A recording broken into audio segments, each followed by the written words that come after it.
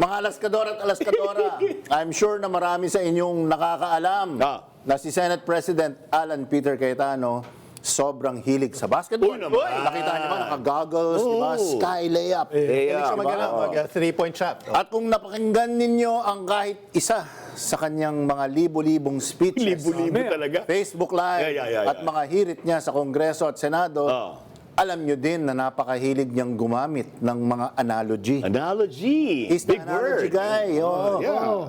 Kaya ito, isang basketball analogy, specially dedicated to our dear Senate President. Kunwari sa liga ng basketball, merong rule na sinusundan buong season. Nakasulat, malinaw. Hindi ka pwedeng maglaro kung hindi mo suot ang latest official uniform ng team. Ano, Air Kawatano ba yan? Di ba? Malinaw, nakasulat. Tapos, pagdating ng championship, may key players sa kabilang team na sumipot. Pero ang suot niya, sando lang, na parehong kulay. Eh kung biglang sinabi ng referee, baka pwede naman nating ibahin ang rules ng liga para naman makalaro yung player. Total, nasa lineup naman siya. Hindi ka ba maiinis, Senate President? Hindi ka ba magwawala? Oo.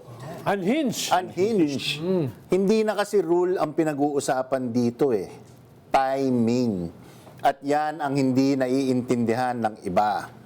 Kasi kahit reasonable ang isang bagong policy, kapag inilabas mo sa eksaktong panahon na may specific na taong makikinabang, natural lang na magdududa ang publiko.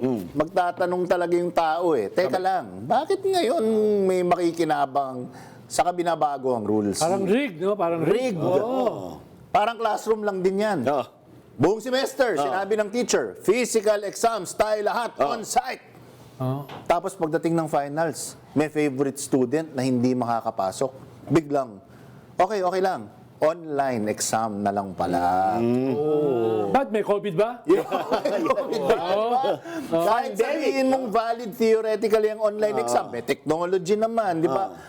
Ang mawawala kasi doon, yung tiwala ng ibang estudyante. At sa politika, trust is everything. Talaga? Yes, supposed to be. Ideally, Your Honor. Kasi ang mga institusyon hindi lang nakasadsad sa mga legality. Tinatayo sila sa kredibilidad, sa pagkakaayon, sa pagiging patas. Wala nang natira. Wala nang natira. Minority na parate. Hindi pwedeng ang pananaw ng publiko ay parang may emergency exit na biglang lumilitaw para lang sa mga makapangyarihan. Dahil kapag nakita ng tao na adjustable ang standards, depende sa posisyon, nawawala ang respeto nila mismo sa sistema. Kaya mga alaskador at alaskadora, ang tanong ay hindi tama ba o mali ang remote participation? Ano ba talaga yung force majeure? Hindi yan ang tamang tanong. Ang tamang tanong ay, kung magandang policy ito, bakit parang minamadali? At bakit parang eksaktong-eksakto ang timing para sa ilang tao? May kasabihan sa Ingles, bad intentions and bad timing are the most destructive combination. Gusto mo paliwanag ko?